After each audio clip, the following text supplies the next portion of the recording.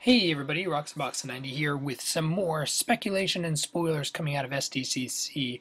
Following up what we talked about yesterday, let's get some more information.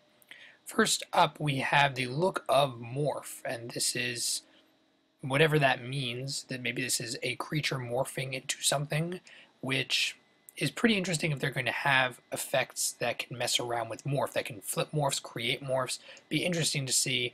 That's probably what this is. I doubt this is an actual creature that is then morphed. It would be a little awkward. Then we have here artwork, more artwork from the set.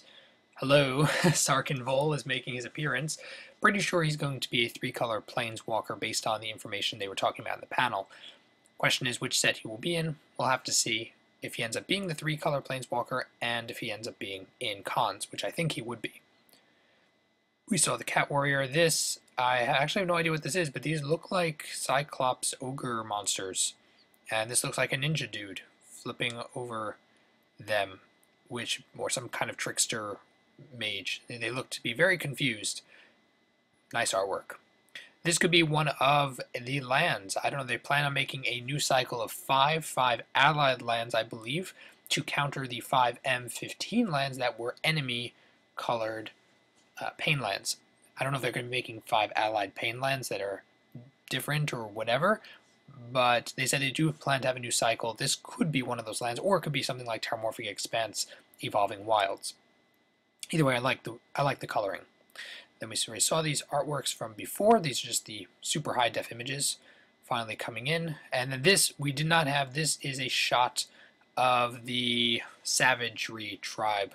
The names are really tricky. The Temur tribe. The tribe names are really tricky. I don't think they're going to catch on nearly as well as one-syllable bug or junk or things like that. They're really awkward names, honestly. The Temur tribe. This is a shot of them. They look quite savage. Mammoth. I wonder back here we have some mammoth tusks, maybe? Could be really awesome. Then we have some artwork of the cons. I'm not sure which one is which, but this is probably the one for Trickster. For the Trickster group, the Jeskai would be my bet. Maybe this one's for the Askans, the warrior control group. This is obviously the bug-colored clan. Dude, because he's a snake viper. He's Jafar. He's Snake Jafar. And then, of course, the Temur Khan. And we've already seen the red, white, black one, and then the dude punching a bear we've seen before, etc., etc. Then they are confirming that it's not just going to be the cards in your seeded packs. We're talking about the pre-release foil cards that used to have 1 per color. It's not going to be the cards in your seeded packs, but there will be 40, 8 per color, which hopefully will prevent, I don't know how they're going to manage that, but hopefully that will prevent some colors from being infinitely better than others, and hopefully it means there'll be more of a randomness to the promotional foil. I think that would be a lot cooler than some people being left in the wind when some promos are much better than others. So thank you, Wizards. Interesting. Then we have the pre-release boxes, the claw, and I'm sure they each have their own dragon symbol. Really neat.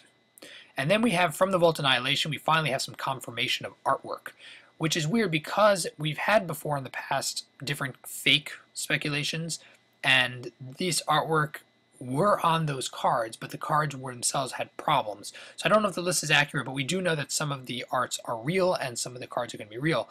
Cataclysm has new art. Living Dead. It's not Living Dead, it's Living Death. This is what confused me last night. Living Death. The art from MTG Online, Wrath of God, Armageddon, Rolling Earthquake. So here we go. This is the Armageddon art, which really is meh.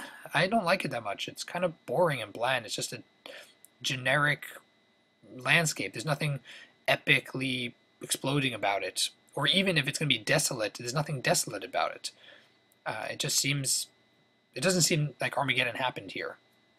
To me, at least. Kind of boring in my opinion.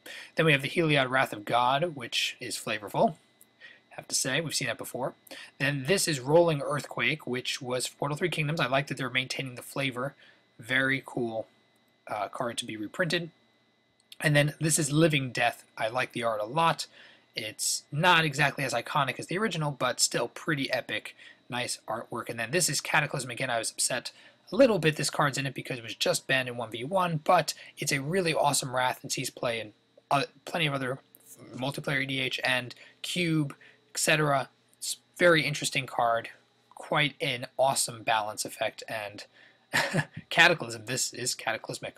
Awesome. And was there anything else here? Yes, the packaging from the Commander 2014. This is how it's going to look. Looks pretty neat. Pretty much what we've seen in the past. I like that it's that they have the coloring, and it's going to be monocolor, so it'll give them a little bit of work with the lighting of the packaging. And last up, we have the Blogatog Mark Rose order, giving the primary color focus of each wedge, because if each wedge is 3 colors, there's only 5 colors in the set. How are we going to divide up the focus? The Abzan are centered on white, Jeskai on blue, Sultai on black, Mardu on red, Timur on green, which makes sense because Timur is savagery, it's very mid-range. Mardu is red because it's aggressive, haste. Sultai black, ruthless. Jeskai is blue, obviously cunning, and Abzan Endurance is white. We pretty much knew this, but now you'll know the cards of the sets themselves will be more focused color-wise towards the wedges based on the one they're centered on.